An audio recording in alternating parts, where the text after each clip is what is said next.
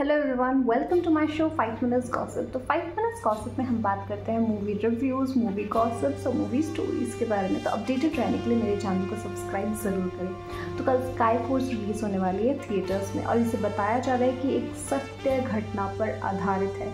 तो after all क्या है इसकी स्टोरी, जानते हैं मेरे साथ इस वीडियो के अंदर। हमने इंडिया और पाकिस्तान के बहुत फेमस वॉर्स के बारे में सुना होगा और उन्हीं में से एक बहुत ही फेमस वॉर हुआ था इंडिया एंड पाकिस्तान का वॉर इन 1965। उस टाइम इंडिया एक बहुत ही क्रिटिकल सिचुएशन से गुजर रहा था जब इंडिया और चाइना का वॉर जस्ट खत्म ही हुआ था 1962 में और इंडिया को हार का सामना करना पड़ा था और साथ ही साथ प्राइम मिनिस्टर नेहरू जी का भी देहांत हो गया था 1964 में।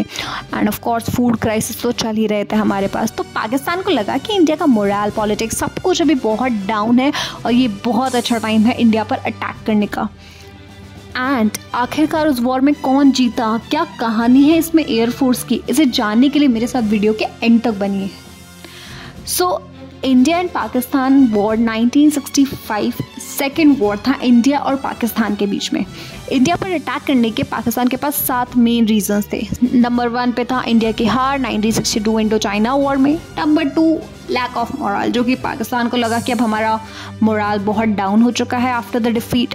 नंबर 3 था नेहरू जी का देहांत। नंबर 4 फूड क्राइसिस जो उस टाइम पर चल ही रहे थे। Number 5 military funds from US. उस टाइम पे पाकिस्तान को 700 मिलियन का मिलिट्री फंड्स मिला था जब वो इंडिया से हार गया था फर्स्ट वॉर में। Number 6 strong armour and air force of Pakistan, क्योंकि उस फंड से पाकिस्तान ने अपनी आर्मी और अपनी एयरफोर्स को बहुत ही स्ट्रॉन्ग कर लिया था। Number 7 China Pakistan relations. Of course जब चाइना हमारे अगेंस्ट था तो उसने पाकिस्तान को सपोर्ट करना शुरू कर दिया अगेंस्ट इंडिया।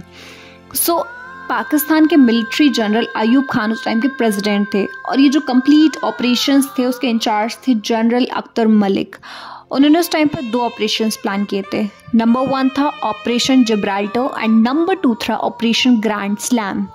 मेनली माना जाता है कि इस पूरे ऑपरेशंस के पीछे जो एक मास्टरमाइंड था वो उस टाइम के पाकिस्तान फॉरेन मिनिस्टर थे जुल्फिकार अली भुट्टो।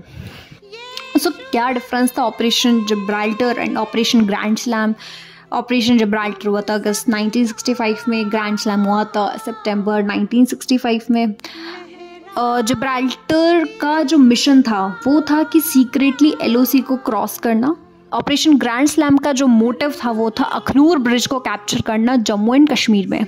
जिब्राल्टर का एक और मिशन था मुस्लिम मेजॉरिटी जो थी कश्मीरी पॉपुलेशन में उनको प्रवोक करना अगेंस्ट इंडियन गवर्नमेंट, और दूसरी तरफ grand slam wanted to capture Amritsar in India. Decide हुआ था कि अगर ऑपरेशन जिब्राल्टर सक्सेसफुल होगा तभी ग्रैंड स्लैम को एग्जीक्यूट किया जाएगा। अब हम लोग बहुत ही इसको सिंप्लीफाई करने के लिए हम लोग इस ऑपरेशन को 4 फेज में डिवाइड करेंगे, ओके, ताकि आपको बिल्कुल आपके दिमाग में खिचड़ी नहीं बने और आराम से समझ सकें।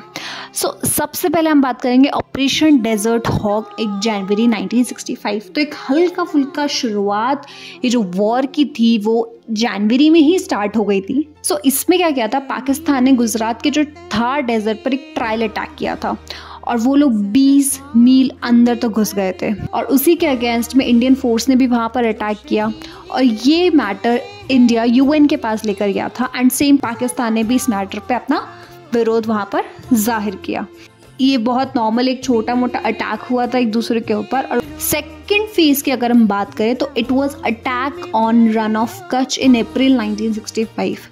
25 अप्रैल 1965 को पाकिस्तान ने एक बार फिर से अटैक किया रन ऑफ कच्छ के सरदार पोस्ट पर और एक इंटरनेशनल कमेटी बैठी इस मैटर को सॉल्व करने के लिए और 30 जून 1965 को वहाँ पर सीज फायर डिक्लेयर कर दिया गया। और जब ब्रिटिश प्राइम मिनिस्टर इस इशू को रिजॉल्व करने बैठे तब पाकिस्तान के पास कोई एविडेंस नहीं था इस चीज़ को प्रूव करने के लिए कि ये एरिया उन्हीं का है और एट लास्ट इस इशू को रिजॉल्व करने के लिए 90% एरिया दे दिया गया इंडिया को और 10% एरिया दे दिया गया वहाँ पर पाकिस्तान को। अब हम यहाँ पे थर्ड फेज की बात करते हैं जो मेन फेज था ऑपरेशन जिब्राल्टर, जो कि हुआ था अगस्त 1965 में। 5 अगस्त 1965 को 30,000 घुसपैठी जम्मू और कश्मीर में घुस जाते हैं और उन्हें उन लोगों का लोकल सपोर्ट मिलता है जो कि इंडिया से उस टाइम पे खुश नहीं रहते हैं। इन घुसपैठियों को 9 अलग अलग ग्रुप्स में डिवाइड किया गया था और उन्हें लीड किया गया था जनरल अख्तर हुसैन मलिक के द्वारा। अब इन ग्रुप्स के कुछ कोड नेम्स थे जो कि मुस्लिम रूलर्स के ऊपर दिए गए थे, जिनके कुछ नाम भी थे इन फोर्स के और इनके कुछ एरिया ऑफ ऑपरेशंस थे। इन घुसपैठियों के 2 मेन टारगेट्स थे। सबसे पहला था कि जो हमारी लोकल पॉपुलेशन थी उनके अंदर घुस जाना और उनको रिबेल के लिए, आज़ादी के लिए प्रोवोक करना। और इनका सेकंड टारगेट इंडियन प्रॉपर्टीज जैसे ब्रिजेस, टनल्स, हाईवे, एयरफील्ड्स, इन पर अटैक करना था। जब इन घुसपैठियों ने ये सब करना शुरू किया तो लाल बहादुर शास्त्री जी ने Indian army chief commander Jayanto नाथ चौधरी को फुल पावर्स दिए कि इन घुसपैठियों को आपको जैसे भगाना है वैसे भगाइए। और इन सबसे परेशान होकर 15 अगस्त 1965 को इंडिया ने सीज लाइन क्रॉस करी पाकिस्तान की और कारगिल और हाजीपुर को अपने अंडर में ऑक्यूपाई कर लिया। इसके बाद इन घुसपैठियों ने अटैक करना बंद कर दिया। और अब इसका सबसे लास्ट फेज आता है ऑपरेशन ग्रैंड स्लैम, जो कि हुआ था सितंबर 1965 का। ऑपरेशन जिब्राल्टर के फेलियर के बाद भी पाकिस्तान ने ऑपरेशन ग्रैंड स्लैम को लॉन्च किया। 1 सितंबर 1965 को पाकिस्तान ने फाइनली अपना ऑपरेशन ग्रैंड स्लैम स्टार्ट किया और उन्होंने कश्मीर के चैम्प सेक्टर में सीज लाइन क्रॉस कर दी। पाकिस्तान को लगता था कि अखनूर ब्रिज एक मेजर रूट है सोर्सेस पहुंचाने के लिए इंडियन फोर्सेस के पास। इनका मोटिव था अखनूर ब्रिज को कैप्चर करना और जम्मू के कुछ टाउन्स पे अटैक करना। और पाकिस्तान 5 मील तक अंदर घुस गया था। पाकिस्तान के कुछ स्ट्रॉन्ग टैंक्स जैसे M47 pattern and N48 pattern ने अखनूर सेक्टर पर अटैक करना शुरू कर दिया, जो कि इंडियन टैंक्स जैसे AMX-13 से बहुत ज़्यादा कमज़ोर थे। ऐसी सिचुएशन को देखते हुए जनरल चौधरी ने शास्त्री जी से रिक्वेस्ट किया कि तो हमें एयरफोर्स ही लगेगी। सेम डे हमारा एयर वॉरफेयर शुरू हो गया। हमारे marshal of Indian air force Arjan Singh ने अपनी एयरफोर्स भेजी वहाँ पर अटैक करने के लिए। IAF से 26 फाइटर बॉम्ब्स भेजे गए जिन्होंने पाकिस्तान के 10 टैंक्स, 2 एंटी एयरक्राफ्ट गन्स और 30 से 40 व्हीकल्स को ख़त्म कर दिया उसी टाइम।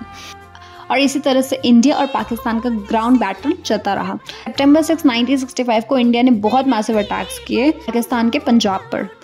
और 8 सितंबर 1965 इंडियन फोर्सेस ने अटैक किया वेस्टर्न बॉर्डर्स पर पठानकोट से लाहौर तक।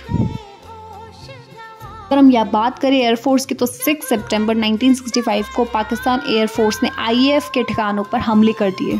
और इसी का जवाब देने के लिए 7 सितंबर 1965 को काउंटर एयर स्ट्राइक किए पाकिस्तान एयरफोर्स पर, जिनके बेसिस थे सरगोदा, छोटा सरगोदा, भगत नावाला, रूर, रावाली और चकलाला पर। इस एयर स्ट्राइक को लीड किया था OP तनीजा ने, जिसका इस मूवी में रोल निभाया है अक्षय कुमार ने।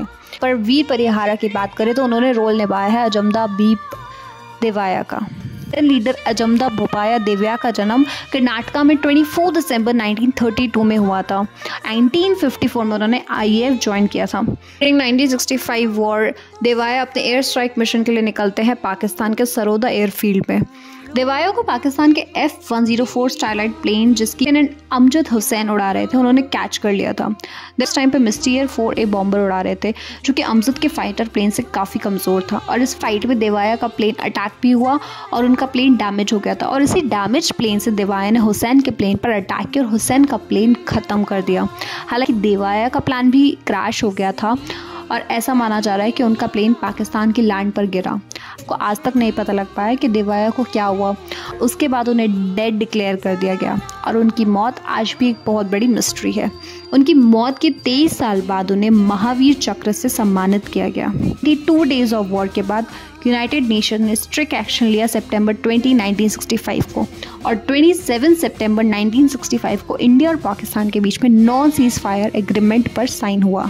ये थी स्टोरी स्काई फोर्स की। और अब देखना होगा कि किस तरह से अभिषेक अनिल कपूर और संदीप केवलानी ने एयरफोर्स मूवी के डायरेक्टर हैं इस स्टोरी को रिप्रेजेंट किया हुआ। देखना होगा कि इसमें कितनी रियल स्टोरी है और कितनी फिक्शनल। Watching my videos. कल तक स्काई फोर्स के रिव्यूज़ भी आ जाएंगे, तो अपडेटेड रहने के लिए मेरे चैनल को सब्सक्राइब ज़रूर करें। एंड सीरियसली यहाँ पर बहुत मेहनत लगती है वीडियो एडिटिंग में, रिसर्च में, ऑडियो एंड ऑल एवरीथिंग में। तो प्लीज़ आपका एक छोटा सा लाइक बटन भी मुझे बहुत मोटिवेट करता है। So please hit the like button. और अगर आपको लगता है कुछ इंप्रूवमेंट की ज़रूरत है तो please mention in the comment section below.